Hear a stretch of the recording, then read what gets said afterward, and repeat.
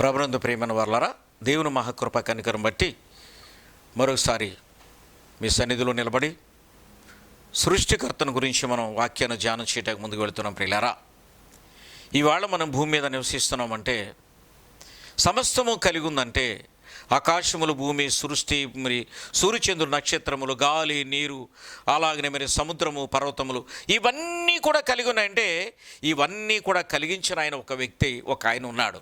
ఆయనే సృష్టికర్త అనే విషయాన్ని మనం జ్ఞాపం చేసుకుంటున్నాం. ఆయన దేవుని ఆత్మ జన్మలపైన అల్లాడుచుండనే విషయాన్ని జ్ఞాపం ఆది కాండంలో చెప్తున్నప్పుడు మొదటి అధ్యాయంలో మాట్లాడుతున్నాడు. ప్రియులరా, ఆయన ఆదిలో ఉన్నవాడట, అంటే మొట్టమొదటి ఉన్నవాడట. అయితే ఆయన వాక్యం ఉండను, ఆ వాక్యము మరి దేవుని యొద్ద ఉండెను అని చెప్తున్నాడు. ప్రియులరా, అందుకే మరి హెబ్రీయులకు రాసిన పత్రికలో చెప్తున్నాడు చూడండి, ప్రపంచములు దేవుని వాక్యము చేత నిర్మాణమైనవనియు అందును బట్టి దృశ్యమైన పదార్థముల చేత మరి కనబడే పదార్థముల చేత నిర్మించబడలేదనియు విశ్వాసము చేత గ్రహించుకొనుచున్నామని హెబ్రీయులకు రాసిన పత్రికలో మరి 11వ అధ్యాయంలో అపొస్తలుడైన పౌలు 3వ వచనంలో చెప్తున్నాడు. ప్రియులారా, 11:3లో అంటే ఈ ప్రపంచములు అనేది దేవుని వాక్కు చేతే. చూడండి, ఆయన నిర్మాణము చేయకముందు అంతా కూడా ఎలా ఉందంటే శూన్యములో ఉంది. ప్రియులారా, ఈ ప్రపంచ సృష్టి అంతా కూడా శూన్యంగా ఉంది. శూన్యముల నుంచి ఆయన ఒక్కొక్క దాన్ని వెలుడుగా తీసుకొని వచ్చి నిర్మాణము చేస్తాడనే విషయాన్ని వాక్యమును బట్టి మనం చూస్తున్నాం. ప్రియులారా, అయితే చూడండి ప్రియులారా, ఆయన స్వభావం ఎటువంటిది అనే విషయాన్ని చూడాలి. ఇక్కడ ఆయన స్వభావం ఎటువంటిదని చూసినప్పుడు యోహాను సువార్త 1వ అధ్యాయం 1-2 వచనాలు చెప్తున్నాడు చూడండి. ఆయన అదృశ్య దేవుని స్వరూపయుండి సర్వ సృష్టికి ఆది సంభూతుడిగా ఉన్నాడు. ప్రియులారా, అంటే మొదటివాడును సదాకాలం ఉండేవాడు చెప్తున్నాడు. మొదటివాడును కడపడివాడును సదాకాలం ఉండేవాడు కూడా ఆయనే. ఆయన సర్వ సృష్టికి కూడా ఆధారభూతుడనే విషయాన్ని ఇక్కడ క్లియర్గా చెప్తున్నాడు. ఏలయనగా ఆకాశమందున్నవి దృశ్యమైనవి కానీ అదృశ్యమైనవి కానీ అవి సింహాసనములైనను ప్రభుత్వములైనను ప్రధానులైనను అధికారులైనను సర్వమును ఆయన యందే సృష్టించబడేను. ఇవాళ మనము ఆయన చేతులతో నిర్మాణం చేయబడిన విషయాన్ని మనం జ్ఞాపకం చేసుకోవాలి. ఆయన మాటతో తయారు చేసిన ఈ ప్రపంచంలో మనం జీవిస్తున్నాం. ఆయన వాక్కుతో, దేవుని వాక్యము ద్వారా ప్రపంచం నిర్మాణమైందని ఇప్పుడు మనం క్లియర్గా మనం 2 రిఫరెన్స్లు మనం జ్ఞాపకం చేసుకుంటున్నాం. ప్రియులారా, అయితే ఈయన ఎటువంటి వాడనే విషయాన్ని మనం చూస్తున్నాం చూడండి. మొట్టమొదటిగా చూస్తే దేవుని స్వభావం నేచర్ ఆఫ్ గాడ్. అంటే ఈ నేచర్ ఆఫ్ గాడ్ అంటే దేవుని స్వభావం ఎటువంటిదంటే ఇందులో ఒకటి ఏకత్వము. ఆయన ఒక్కడే, ఇంకా వేరొకడు, ఆయన ఒక్కడే. బైబిల్ ప్రకారం దేవుడు ఒక్కడే. ప్రియులారా, చూద్దాం చూడండి, దేవుడు ఒక్కడే. ద్వితీయోపదేశకాండం 6:4 చెప్తున్నాడు చూడండి, మన దేవుడైన యెహోవా అద్వితీయ దేవుడును, యెహోవా తండ్రి, కుమారుడు, పరిశుద్ధాత్ముడని త్రిత్వముగా పిలువబడుచున్నాడు. ప్రియులారా, ఆయన అద్వితీయ దేవుడుగాను, తండ్రిగాను, కుమారుడుగాను, మరి ఈ ప్రపంచంలో ఆయన పరిశుద్ధాత్ముడుగాను పిలువబడుచున్నాడట ఆయన. మరి రెండవదిగా చూస్తే సృష్టికర్త అనే విషయాన్ని మనం చూస్తున్నాం. అంటే క్రియేటర్. ఇదంతా కూడా ఆయన మరి శక్తి చేతనే ఆయన క్రియేట్ చేశాడు, నిర్మించాడు. శూన్యము నుండి భూమి ఆకాశములను సమస్త జీవరాశులను తన మాట ద్వారా సృష్టించిన సర్వాధికారి. ప్రియులరా, ఆది కాండం 1:1 చెప్తా, ఆది యందు దేవుడు భూమి ఆకాశములను సృజించెను. అంటే మొట్టమొదటగా, అంటే ఎవరూ లేని పరిస్థితిలో శూన్యముల నుంచి ఇవన్నీ కూడా ఆయనే చేశాడు. ప్రియులరా, మూడవదిగా చూస్తే దేవుడు ఆత్మస్వరూపి. దేవుడు ఆత్మస్వరూపి అంటే స్పిరిట్. దేవుడు కంటికి కనిపించని ఆత్మస్వరూపము కలిగిన వాడు, అంటే అదృశ్య దేవుడు. యోహాను 4:24 చెప్తున్నాడు చూడండి, దేవుడు ఆత్మ గనుక ఆయనను ఆరాధించేవారు ఆత్మతోనూ సత్యముతోనూ ఆరాధించాలి. ఈ భూమి మీద మనం చెల్లించి బ్రతుకుతున్నామంటే ఆయన మీద నమ్మకం కలిగి ఆయన మీద విశ్వాసంతో మనం బ్రతికినట్లయితే, ఆయన మనం సేవించినట్లయితే ఆయన మనల్ని ఆశీర్వదించేవాడు, మనల్ని బలపరిచేవాడు, మనల్ని దీవించేవాడు, కనికరించేవాడు విషయాన్ని జ్ఞాపం చేస్తున్నాడు. ఇక్కడ దేవుడు ఆత్మ కనుక ఆయన ఆరాధించేవారు ఆత్మతోనూ సత్యముతోనూ ఆరాధించాలి. ఆయనకు భౌతిక రూపం అనేది, ప్రత్యేక రూపం అనేది ఏది లేదనే విషయాన్ని క్లియర్గా చెప్తున్నాడు. ఆయన ఎక్కడైనా ఉండగలడు, ఏ స్థలంలో ఉండగలడు. ఒకేసారి ఆయన ఏ ప్రదేశమైనా, ఎన్ని దేశాలను ఎక్కడైనా సరే ఒకేసారి కనిపించగలడు. ఒకేసారి ఆయన మరి తన స్వరూపాన్ని చూపించగలడు ప్రియులారా. అందుకే ఆయన అదృశ్య దేవుడు. మరి రెండో విషయం జ్ఞాపకం చేసుకుంటే ఆయనకు కొన్ని లక్షణాలు ఉన్నాయి. దేవునికి ముఖ్య లక్షణాలు ఉన్నాయి. ఈ ముఖ్య లక్షణాలని యాట్రిబ్యూట్స్ ఆఫ్ గాడ్ అని చెప్తాం ఇంగ్లీష్లో మనం. ఇందులోనే ఒకటి సర్వవ్యాప్తి, అంటే ప్రపంచమంతా కూడా వ్యాపించి ఉన్నవాడు ఆయన. అంటే ఎక్కడైనా ఉన్నవాడు, ఏదైనా చేయగలడు, ఏదైనా ఇందులోనైనా ఉండేటువంటి వాడు అనే విషయాన్ని జ్ఞాపం చేస్తున్నాడు. ఆయన ఒకే సమయంలో ఈ ప్రపంచమంతా కూడా ఉంటాడనే దానికి సర్వవ్యాప్తి అనే విషయాన్ని చెప్తున్నాడు. కీర్తన 139 7-10 వచ్చిన రెఫరెన్స్లో కూడా మనం చూడవచ్చు ప్రియులారా. మరి రెండవదిగా చూస్తే సర్వజ్ఞాని, అంటే ఓమ్నిసెంట్, భూత వర్తమాన భవిష్యత్ కాలములన్నిటిలో మనుషుల హృదయాలు ఆలోచనలు ఎరిగినవాడు. అంటే సర్వజ్ఞాని, ఈ ప్రపంచాన్ని నిర్మించిన వాడు కాబట్టి ఈ ప్రపంచంలో ఆయన మించి జ్ఞానం కలిగిన వాడు కానీ మరి సృష్టికర్త కానీ వేరొకడు లేడని క్లియర్గా మనం తెలుసుకొని కోరుతున్నాం ప్రియులరా. అంటే ఆయన మానవుల హృదయ ఆలోచనలు, సమస్త సృష్టిలోని ప్రతి జీవి యొక్క ఆలోచనలు, ప్రతి జీవుని గురించి ఆయన అధ్యయనం చేసిన వాడు, తెలుసుకున్నటువంటి వాడు, మరి వాటిని వివరించే వాటిని గురించి ఎవరికైతే కావాలో అనుగ్రహించేవాడు ఆయనే. కనుక ఆయన సర్వజ్ఞాని. మొదటి యోహాను రాసిన పత్రిక 3:20లో రెఫరెన్స్లో మనం చూడవచ్చు ప్రియులారా. మూడవదిగా చూస్తే సర్వశక్తిమంతుడు, అంటే ఆయన ఓమ్ని పోటెంట్. ఇంగ్లీష్లో మనం ఓమ్ని పోటెంట్ అని చెప్తాం ప్రియులారా. ఆయనకు అసాధ్యమైనది ఏదియూ లేదు. ఆయనకి, దేవునికి భూమి మీద సాధ్యము కానిది, ఈ ప్రపంచంలో సాధ్యము కానిది ఇది కూడా ఒకటి లేదట. సమస్తము కూడా సృష్టి ఆయనకి సాగిలపడి నమస్కరించవలసిన మాట వినవలసిందే. ఆదికాండం 18:14 చెప్తున్నాడు. అయితే నాలుగోది చూస్తే మార్పు లేనివాడు, ఇమ్యూటేబుల్ అంటారా ఇంగ్లీష్లో. ఆయన స్వభావ వాగ్దానాలు ఎన్నటికీ మారవు. ఆయన ఆలోచనలు కానీ, ఆయన తలంపులు కానీ, ఆయన ఉద్దేశములు కానీ, ఆయన ప్రణాళికలు కానీ ఎక్కడా మార్పు అనేవి ఉండవట. మానవులైతే మనం ఇవాళ ఒకలాగా ఉంటాం, రేపు ఇంకో విధంగా మారిపోతుంటాం ప్రియులారా. ఆయన మానవుడు కాదండి.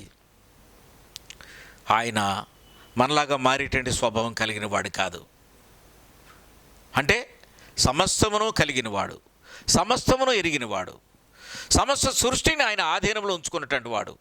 ఆయన సమస్తం మాట ద్వారా సమస్తాన్ని కూడా కలుగజేసిన వాడి విషయం మనం జ్ఞాపకం చేసుకుంటున్నాం. అయితే ప్రియులారా, మరి ఇంకో విషయం చూసుకుంటే మనుషుల పట్ల దేవుని గుణం ఎటువంటిది అనే విషయం మనం జ్ఞాపకం చేసుకుంటున్నాం. దేవునికి మనుషునికి ఎట్లాంటి రిలేషన్ ఉంది అంటే క్యారెక్టర్ టువార్డ్స్ హ్యుమానిటీ ఇంగ్లీష్లో జ్ఞాపకం చేసుకుంటున్నాం. 1 ప్రేమమయుడు, 2 పరిశుద్ధుడు, 3 కృపామయుడు, 4 వెలుగై ఉన్నాడు, 5 ఆయన వాక్యము కలిగి ఉన్నాడు. ప్రేమమయుడైన విషయాన్ని మనం జ్ఞాపకం చేసుకుంటున్నాం. గాడ్ ఈజ్ లవ్, అంటే ఆయన అంతటినీ ప్రేమించేటువంటి వాడు, అందరినీ ప్రేమించేవాడు విషయాన్ని జ్ఞాపకం చేసుకుంటున్నాం. ఇక్కడ యోహాను సువార్త 3:16లో ఈ మాటను తెలియజేస్తున్నాడు. దేవుడు లోకమును ఎంతో ప్రేమించెను, ప్రపంచాన్ని ప్రేమించాడు ఆయన. కాగా ఆయన అద్వితీయ కుమారునిగా పుట్టినవానియందు విశ్వాసముంచు ప్రతి వాడును నశింపగా నిత్య జీవం పొందినట్లు ఆయనను మనకు అనుగ్రహించిన విషయాన్ని మరి యోహాను సువార్త 3:16లో తెలియజేస్తున్నాడు. రెండవదిగా పరిశుద్ధుడు మరియు నీతిమంతుడు, అంటే హోలీ అండ్ జస్ట్. దేవునితో మరి దేవునిలో ఏ పాపము లేదండి. ఆయన పరిశుద్ధుడు. చూడండి, ప్రేమమయుడు, పరిశుద్ధుడు, నీతిమంతుడు. దేవుడు పాపాన్ని క్షమించగలడు, దానికి న్యాయమైన తీర్పును కూడా ఇచ్చేటువంటి వాడు. పాపానికి కలిగే శిక్షనే ఆయన చేతిలోనే ఉందట. మనం చేసిన పాపం మనం అనుభవించి తెరవలసిందే ప్రియులారా. కాబట్టి ఆయన ప్రేమమయుడు, తన పరిశుద్ధుడు మరియు నీతిమంతుడి విషయాన్ని మరొకసారి జ్ఞాపకం చేసుకుంటున్నాం. యెషయా గ్రంథం 6:3లో చెప్తున్నాడు. మరి మూడవదిగా చూస్తే కృపామయుడు, అంటే కనికరం కలిగిన వాడు. గ్రేషియస్ అండ్ మెర్సిబుల్, చూడండి, కృపామయుడు. కీర్తన 103 ఇందులో చెప్తున్నాడు, దయాదాక్షిణ్య పూర్ణుడు, కృపా సమృద్ధి కలిగిన వాడు, మనుషుల చేతనే తప్పులను ఒప్పుకుని పశ్చాత్తాపడితే వారిని క్షమించేటువంటి దయ కలిగిన వాడట ఆయన. మానవులు తమ పాపాలని ఆయన సన్నిధిలో ఒప్పుకుంటేనంట వారిని క్షమించి వారిని విమోచించి దేవుడు అనే విషయాన్ని రూఢిగా తెలియపరుస్తున్నాడు ప్రియులారా. ఇక్కడ 4వదిగా చూస్తే ఆయన వెలుగై ఉన్నాడు. గాడ్ ఈజ్ లైట్ అంటే ఈ ప్రపంచానికి ఆయన వెలుగు. మొదటి యోహాను 1:5-6 చెప్తున్నాడు చూడండి. మేము ఆయన వల్ల విని మీకు ప్రకటించే వర్తమానమేమనగా దేవుడు వెలుగై ఉన్నాడు, ఆయనందు చీకటి ఎంత మాత్రమును లేదు. ఆయనతో కూడా సహవాస గలవారమని చెప్పుకుని చీకట్లో నడిచిన ఎడల మనం అబద్ధం ఆడుచు సత్యమును జరిగింపకుందుము అనే విషయం చెప్తున్నాడు ఇక్కడ భక్తుడైన మరి యోహాను ప్రియులారా. అంటే ఆయన వెలుగై ఉన్నాడు. వెలుగు లోకంలోకి వచ్చింది, లోకంలో ప్రకాశిస్తున్నది, కానీ చీకటి దాన్ని గ్రహించకుండా వెళ్ళిపోతుందంట ప్రియులారా. చీకటి అంటే దాన్ని పాపముగా చూపిస్తున్నాడు ప్రియులారా. 5వదిగా చూస్తే ఆయన వాక్కు, ఆయన వాక్యమై ఉన్నాడు, ఏ వర్డ్ ఆఫ్ గాడ్. మొదటి యోహాను 2:5-6 చెప్తున్నాడు, ఆయన వాక్యము ఎవడు గైకొనునో వానిలో దేవుని ప్రేమ నిజముగా పరిపూర్ణమయ్యను. అంటే ఆయన వాక్యం అంటే ఆయన వాక్కు, ఆయన మాట ఎవరైతే గైకుంటారో వాళ్ళు దీవించబడతారు. ఆయన మాటకి ఎవరైతే లోబడతారో వాళ్ళ కుటుంబం వాళ్ళ అభివృద్ధి చెంది బిడ్డలుగా ఉంటారు ప్రియులరా. కాబట్టి సృష్టికర్తకు మనం భయపడి ఆయన మాటకు లోబడిన దగ్గర చేరితే ఆయన మనల్ని క్షమించేవాడు, మనల్ని ప్రేమించేవాడు అనే విషయాన్ని విపులంగా ఇక్కడ తెలియజేస్తున్నాడు. ఆయన వాక్యం ఎవడు గైకొనునో వారిలో దేవుని ప్రేమ నిజముగా పరిపూర్ణమయ్యను. ఆయన నిలుచున్న వాడిని చెప్పుకునేవాడు ఆయన ఎలాగో నడిచెను అలాగే తాను కూడా నడుచుకున్న బద్ధుడై ఉన్నాడనే విషయాన్ని రూఢిగా ఇక్కడ మనకి తెలియపరుస్తున్నాడు. అయితే మనమెవరో అనే విషయాన్ని జ్ఞాపం చేసుకుంటే 1 కొరింథీ 6:19 చెప్తున్నాడు చూడండి, మీ దేహము దేవుని వల్ల మీకు అనుగ్రహించబడి ఉన్నది, మీలోనున్న పరిశుద్ధాత్మకు ఆలయమై ఉన్నదని మీరు ఎరుగరా, మీరు మీ సొత్తు కారు. అంటే ఏమన్నాడు, మీరు విలువ పెట్టి కొనబడిన వారు కనుక మీ దేహముతో దేవుని మహిమపరచండి. దేవుడు తన స్వరక్తము చేత మనల్ని కొన్నాడు, విమోచించాడండి. సర్వ మానవాళిని ఆయన విమోచించడానికి ఆయన కుమారుని ద్వారా మనకి శిలువ రక్తము ద్వారా మనకి విమోచన కలిగించాడు. కానీ మనం మన సొత్తు కాదండి, మన దేహం అయిందే, మన దేహంలో ఉన్న ఆత్మ కూడా అయిందనే విషయాన్ని రూఢిగా మనం తీరవలసింది. ఇక్కడ విపులంగా చెప్తున్నాడు పౌలు, చెప్తున్నాడు కొరింథీ సంఘానికి తెలియపరుస్తూ, మీరు మీ సొత్తు కారు. అంటే దేవుని సొత్తు అనే విషయాన్ని మనం జ్ఞాపకం చేసుకోవాలి. దేవుని సొత్తు ఎలాగైందండి, ఆయన విలువ పెట్టి ఆయన శిలువ రక్తము చేత ఆయన మనల్ని కొన్నాడండి. మన దేహాన్ని, ప్రతి వ్యక్తిని కూడా కొన్నాడనే విషయాన్ని మనం జ్ఞాపకం చేసుకోవాలి. అదే 1 కొరింథీ 3:10-16 చెప్తున్నాడు చూడండి. 3:16 ఎవడైనా దేవుని ఆలయంలో పాడు చేసిన దేవుని వాణిని పాడు చేయను. అంటే దేవుని ఆత్మ మన శరీరం అయిందే, మన ఆత్మ కూడా అయిందే. కాబట్టి మన ఆత్మ శరీరము కూడా మనం పాడు చేస్తే దానికి శిక్షణ అనుభవించి మరి బిడలగా మనం ఉంటామనే విషయాన్ని రూఢిగా తెలియపరుస్తున్నాడు. ప్రియులారా, మనం జ్ఞాపకం చేసుకుందాం. అయితే దేవునికి మనకున్న సంబంధం ఏంటని చెప్తే, మనము ఆయన పోలిక కలిగిన వారము, మనకు తండ్రి, మనకు ప్రభువు, మనకు ఆయన దేవుడు అనే విషయాన్ని రూఢిగా ఈ మాటలను బట్టి మనం నమ్మాలి. అందుకే ఇక్కడ మాట చెప్తున్నాడు చూడండి, కీర్తన 100వ కీర్తనలో 3వ వచనం చెప్తున్నాడు, మరి సమస్త దేశములారా యెహోవాయే దేవుడని తెలుసుకునండి, మనము ఆయన వారము, ఆయన ప్రజలము, ఆయన మేపు గొర్రెలము. ఆయనే మనలను సృజించని విషయాన్ని రూఢిగా ఇక్కడ మరి కీర్తనాకారుడు తెలియపరుస్తున్నాడు. కాబట్టి దేవుడు మన నుండి ఏమి కోరుకుంటున్నాడండి, నా కుమారుడా నీ హృదయము నాకిమ్ము.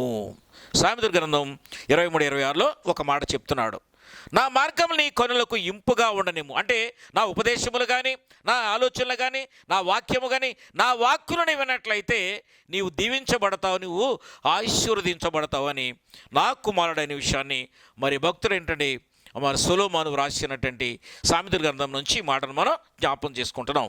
మరి చూడండి మత్తయి సువార్త 3:8-10 మనం ఎలాగున్నాం ఒకసారి జ్ఞాపకం చేస్తున్నాడు. ఇక్కడ మారు మనసు తగిన ఫలం ఫలించుడి, అబ్రహాముకు తండ్రిని మీరు చెప్పుకొని తలంచవద్దు, దేవుడు ఈ రాళ్ల వలన అబ్రహాము పిల్లలు పుట్టింపగలడని మీతో నేను చెప్పుచున్నాను.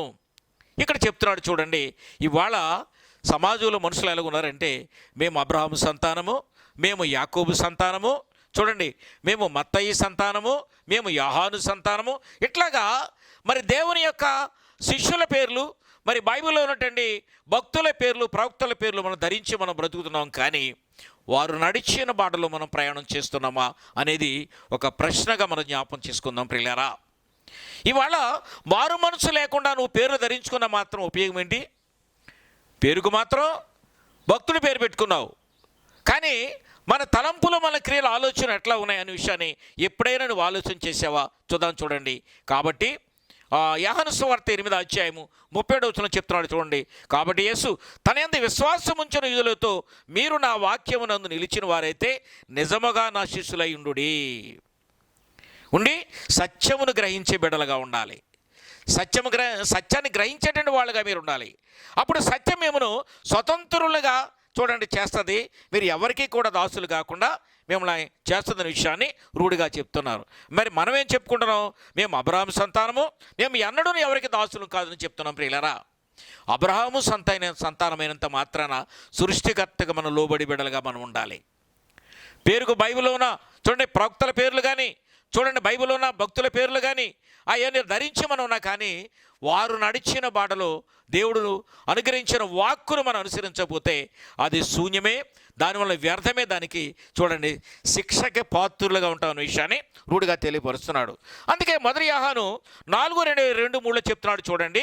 యేసుక్రీస్తు శరీరధారి వచ్చినని ఏ ఆత్మ ఒప్పుకొనెనో, ఆయన శరీరధారిగా లోకంలోకి వచ్చాడండి.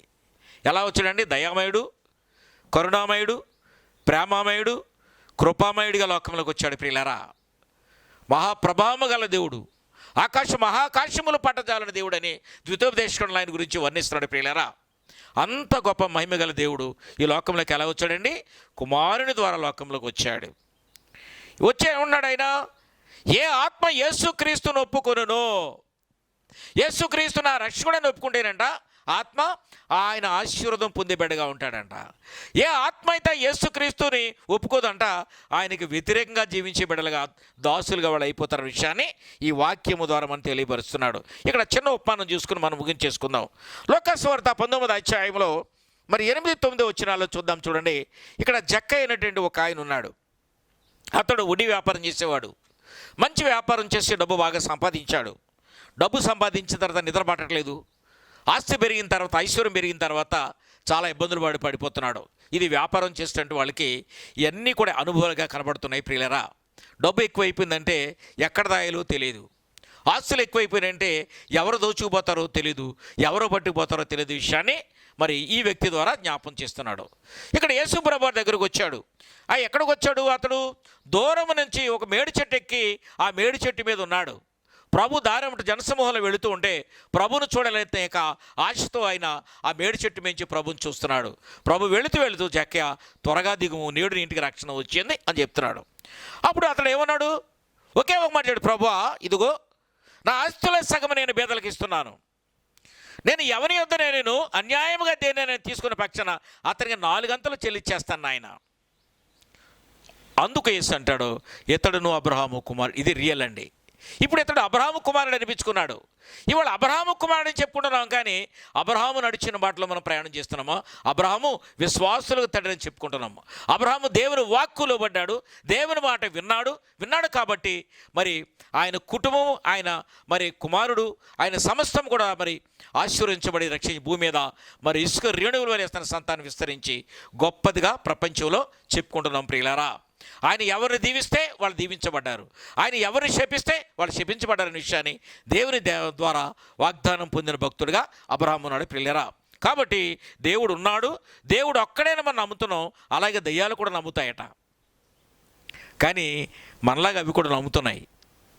కాబట్టి దేవుడు ఉన్నాడని విషయం నమ్మి ఆయన మాటలు మనం నడిచినట్లయితే, ఆయన వాక్కును అనుసరించినట్లయితే, ఆయన వాక్కులో మనం జీవించినట్లయితే, ఆయన వాక్యలో మన కుటుంబం నడిచినట్లయితే, ఆయన వాక్యంలోని ఎల్లప్పుడూ మనం మరి ధ్యానం చేసి నడిచినట్లయితే నీవును నీ కుటుంబమును సదాకాలము దీవించే బిడ్డలుగా ఉంటారు ప్రియులారా.